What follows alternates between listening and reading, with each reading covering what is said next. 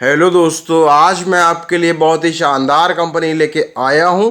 दोस्तों, इसका नाम है टीटागढ़ वैगन्स। दोस्तों, अगर इस कंपनी की आप वॉल्यूम देखेंगे तो वो काफ़ी बड़े बड़े हमें बनते हुए दिखाई दे रहे हैं। यानी कि दोस्तों, बड़े प्लेयर्स इस शेयर में एंट्री ले रहे हैं। और दोस्तों, ये इसका साफ साफ इंडिकेशन है। दोस्तों, ये इसको मैंने बनाया डेली टाइम फ्रेम पे। और दोस्तों, ये मई के बाद से तकरीबन मई के आसपास चल रहा था, तकरीबन 240 से 50 के आसपास। लेकिन दोस्तों, अब ये लगभग कुछ ही 4 महीनों में डबल हो चुका है, जो कि दोस्तों साफ साफ इंडिकेशन है कि दोस्तों बड़े प्लेयर्स इस शेयर में एंट्री लेते हुए देखे जा सकते हैं, जो कि यहाँ साफ साफ हमें समझ में आ रहा है।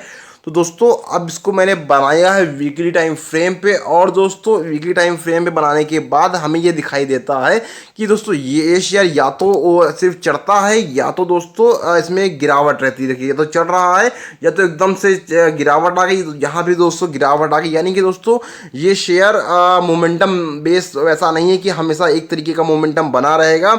इसमें दोस्तों अगर कोई अच्छी न्यूज़ है या कोई अच्छा कॉन्ट्रैक्ट मिल गया इस कंपनी को, तो दोस्तों इस शेयर में जो बड़े प्लेयर्स हैं वो एंट्री कर लेते हैं।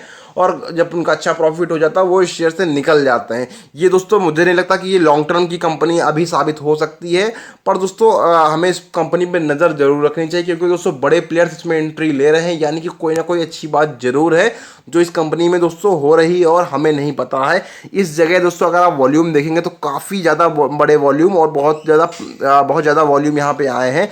यानी कि दोस्तों वो बड़े प्लेयर्स इस शेयर को बाई करते हुए हमें दिखाई दे रहे हैं। दोस्तों, ये रहा इसका एक सपोर्ट का लेवल। दोस्तों, यहाँ पे दोस्तों आप देखेंगे तकरीबन तकरीबन इस जगह पे लगभग ये मुझे लगता है कि वैल्यू होगी 90 के आसपास से। दोस्तों, इस शेयर ने इस जगह को ब्रेकआउट दे दिया है। यानी कि दोस्तों ये शेयर अब और आगे जाने की तैयारी कर चुका है। इसीलिए दोस्तों इसने एक बहुत बड़ा जो रेजिस्टेंस था उसको तोड़ के ये शेयर बहुत ऊपर की तरफ निकल गया। वॉल्यूम का भी सपोर्ट है, जो कि एक साफ साफ इंडिकेशन है कि ये शेयर में अभी भी स्ट्रेंथ बाकी है। तो दोस्तों अब इसको मैं थोड़ा सा और छोटा कर देता हूँ। लगभग 2018 से अब का मैं एनालिसिस करता हूँ तो मुझे दिखाई दे रहा है कि दोस्तों ये शेयर था एक डाउन ट्रेंड में। यहाँ तक दोस्तों डाउन ट्रेंड में रहा। फिर दोस्तों अगर आप यहाँ पे देखेंगे ये नीचे जाना रुक गया और दोस्तों ये रेंज बाउंड कंडीशन में हमें काम करता हुआ दिखाई दे रहा है। यानी कि दोस्तों यहाँ पे बनता है एक डार्वस बॉक्स। दोस्तों, डार्वस का ये मानना था कि या तो शेयर ऊपर की तरफ जाता है, या तो दोस्तों शेयर नीचे की तरफ जाता है, या तो दोस्तों वो शेयर एक रेंज बाउंड कंडीशन में काम कर रहा होता है। दोस्तों यहाँ पे देखिए ये शेयर नीचे की तरफ जा रहा था। अब दोस्तों ये रेंज बाउंड कंडीशन में काम करने लगा और दोस्तों वॉल्यूम के साथ एक ब्रेकआउट दिया है। तो दोस्तों अगर हम डार्वस की माने तो उनका ये साफ साफ कहना है कि जब वॉल्यूम के साथ ब्रेकआउट आता है तो दोस्तों उस शेयर में एंट्री ले लेना चाहिए और होल्ड करना चाहिए। और दोस्तों अपना स्टॉप लॉस ऊपर की तरफ बढ़ाते रहना चाहिए जैसे जैसे प्राइस ऊपर की तरफ बढ़ता हुआ जाता है। तो दोस्तों अब जो है इस पे मैं लगाता हूँ फिबोनाची। इस डार्वस बॉक्स पे मैं लगाऊंगा फिबोनाची और देखूंगा क्या क्या इसके टारगेट निकल के आते हैं। तो दोस्तों यहाँ पे देखिए इस मैंने फिबोनाची लगा दिया है। फिबोनाची का दोस्तों मैंने लोअर पॉइंट लिया है तकरीबन लगभग इस जगह पे 17-18 के आसपास से। और दोस्तों हायर पॉइंट लिया है तकरीबन 62 रुपये के आसपास से। तो दोस्तों इस हिसाब से जो मेरा पहला टारगेट निकल के आ रहा है वो दोस्तों निकल के आ रहा है 88 रुपये के आसपास, जो कि दोस्तों हमें अचीव होता हुआ साफ साफ दिखाई दे रहा है। और दोस्तों उसके बाद जो टारगेट निकल के आएगा वो दोस्तों निकल के आएगा 132 के आसपास। और दोस्तों उसका अगला टारगेट निकल के आएगा 176। और दोस्तों चौथा टारगेट जो निकल के आएगा वो दोस्तों निकल के आ रहा है 203 रुपये। यानी कि दोस्तों ये इसके टारगेट हमें साफ साफ दिखाई दिए रहे हैं। दोस्तों अगर वॉल्यूम आप देखेंगे यहाँ पे भी दोस्तों काफ़ी ज़्यादा अच्छे बने हुए हैं, इसीलिए दोस्तों इसमें सब मैं सारा एनालिसिस कर रहा हूं। तो दोस्तों अब जो है अब अगर आपको ये जानना है कि ये टारगेट कब कब अचीव होंगे, कई बार वीडियो में लोग पूछते हैं कि सर ये टारगेट कब कब अचीव होंगे। तो दोस्तों यहाँ पे देखिए मैंने इसमें एक ट्रेंड बना दिया है। यहाँ पे दोस्तों देखिए ये देखिए यहाँ पे मैंने इस पर एक ट्रेंड बना दिया है। तो दोस्तों ये शेयर इसी सपोर्ट को फॉलो करते हुए ऊपर की तरफ जाता हुआ हमें दिखाई दे रहा है। यानी कि दोस्तों ये जैसे ट्रेंड है तो दोस्तों शेयर लगभग ऐसे अप डाउन करते हुए इसी को दोस्तों सपोर्ट लेते हुए ऊपर की तरफ हमें जाता हुआ दिखाई देता है। ये अक्सर देखा गया है, काफ़ी शेयरों में मैंने एनालिसिस किया है। तो दोस्तों मुझे लगता है कि अगर ये शेयर इसी ट्रेंड को फॉलो करते हुए ऊपर की तरफ जाता है तो दोस्तों ये जो अगला टारगेट हमारा अचीव होगा वो दोस्तों इसके हिसाब से होगा लगभग इस जगह के आसपास। लगभग ये दोस्तों होगा अक्टूबर के बाद का टाइम रहेगा, अक्टूबर या नवंबर के आसपास का दोस्तों टाइम रहेगा जब दोस्तों ये लगभग 132 का टारगेट छुएगा। दोस्तों ये जरूरी नहीं कि ये इसी समय ही छुएगा।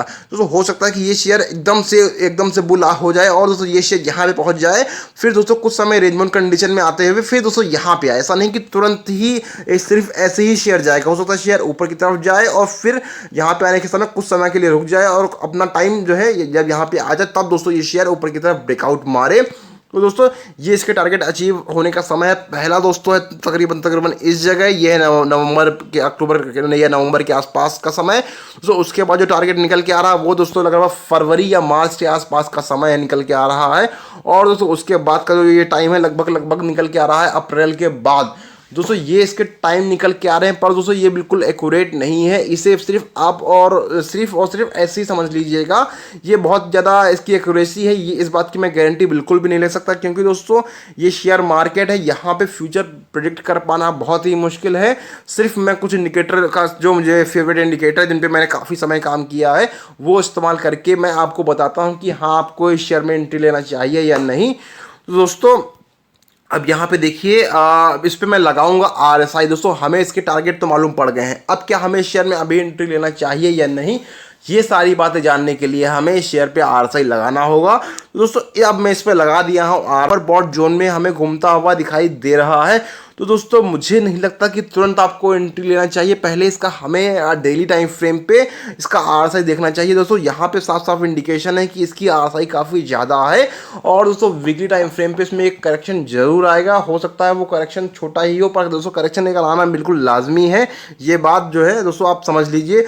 तो दोस्तों मुझे लगता है कि अगर दोस्तों करेक्शन नहीं आता तो मुझे लगता है कि ये शेयर इसी रेंज बाउंड कंडीशन में कुछ समय आपको घूमता हुआ दिखाई दे सकता है। तब दोस्तों इसका जो है जो RSI है वो थोड़ी सी कम हो जाएगी और दोस्तों ये शेयर अगले टारगेट की तरफ तब मूव करना स्टार्ट कर सकता है। ये दोनों दोस्तों बातें हो सकती है, या तो करेक्शन आएगा दोस्तों, या तो एक रेंज बाउंड कंडीशन में शेयर हमें काम करता हुआ दिखाई देगा। ये दोस्तों एक निश्चित सी बात मुझे लग रही है, क्योंकि दोस्तों जब भी RSI के ऊपर जब भी ओवरबॉट जोन में शेयर जाता है तो दोस्तों उसमें करेक्शन जरूर आता है। तो दोस्तों अब जो है इस पर मैं लगाता हूँ डेली टाइम फ्रेम पे RSI। तो दोस्तों जब अब मैं इस पर डेली टाइम फ्रेम पे RSI लगाता हूँ तो दोस्तों मुझे नहीं लगता कि अभी इस शेयर को आपको बाई करना चाहिए। मुझे लगता है कि इस शेयर में अभी आपको वेट करना चाहिए। और दोस्तों आपको हर वीक इस स्टॉक को चेक करना है कि जब इसमें करेक्शन आ जाए, करेक्शन के बाद दोस्तों इसकी RSI भी काफ़ी कम हो जाए, लगभग RSI आ जाए इस लेवल पे दोस्तों, लगभग 27 या यहाँ पे आती तो बहुत अच्छा, वरना दोस्तों अगर 38 के RSI पे भी इसको आप खरीदते हैं तो मुझे नहीं लगता कि आप कोई खास में आपको नुकसान होगा। दोस्तों मुझे लगता है कि जब इस शेयर की RSI कम हो जाए तभी दोस्तों इस शेयर में एंट्री लीजिए। अभी के लिए मेरे हिसाब से इस शेयर में एंट्री बिल्कुल भी मत लीजिए, क्योंकि दोस्तों RSI ज़्यादा है, करेक्शन आना या रेंज बाउंड कंडीशन में रहना इसका एक लाजमी सा मुझे फैक्टर दिखाई दे रहा है। तो दोस्तों ये वीडियो रहा यहीं तक। अगर ये वीडियो आपको अच्छा लगा हो, अगर ये वीडियो आपके लिए हेल्पफुल रहा हो तो इस पर लाइक करें। अगर दोस्तों कोई बात समझ में ना आई हो तो मुझे कमेंट में बताएं, मैं उस चीज़ को अब मैं आपको कमेंट में समझाऊंगा। और दोस्तों अगर ये वीडियो किसी और के लिए हेल्पफुल हो सकता है तो इसे शेयर करें। तो थैंक यू दोस्तों।